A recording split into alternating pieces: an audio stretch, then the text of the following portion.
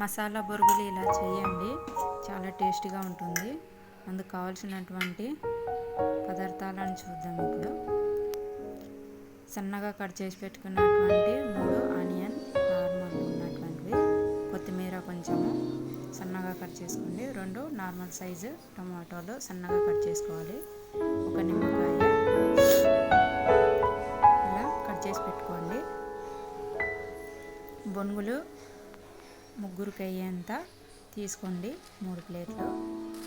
అందులో ఆనియన్ వేసి టమాటో కూడా వేసి,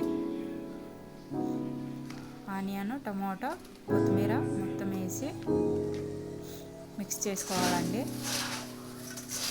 మొత్తం బొనుగులు అవి కలిసేటట్టు మొత్తం మిక్స్ చేసుకొని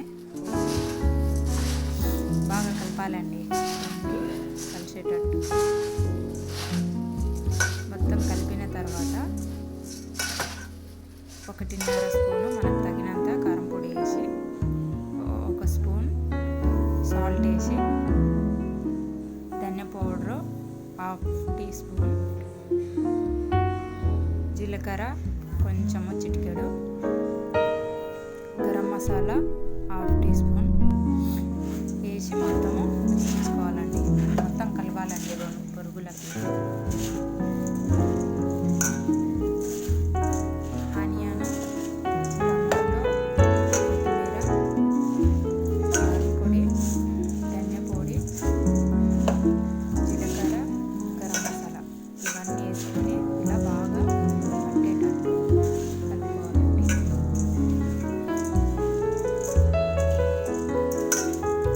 మొత్తం మిక్స్ చేసుకోవాలండి బాగా. మసాలా మొత్తం బొరుగులకు కలిస్తే బాగా టేస్ట్గా ఉంటుంది. ఇప్పుడు నిమ్మకాయ పిండుకోవాలండి. ఒకటి కట్ చేసి పెట్టుకున్నటువంటి నిమ్మకాయను మొత్తం పిండి రసం మొత్తం బొనుగులో కలిసేటట్టు కలుపుకోవాలండి.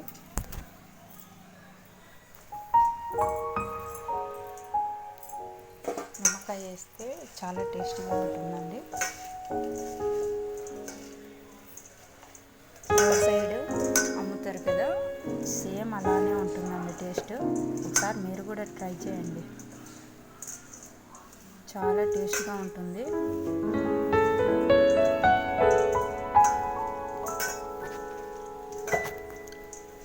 ఇలా బాగా కలిసేటట్టు బాగా కలుపుకోవాలండి. బొరుగులకి మసాలా నిమ్మకాయ మొత్తం కలిసేటట్టు బాగా మిక్స్ చేసుకోవాలి. ఇప్పుడు పల్లీలు వేయించి పెట్టుకున్నటువంటి పల్లీలు వేసుకొని కలుపుకొని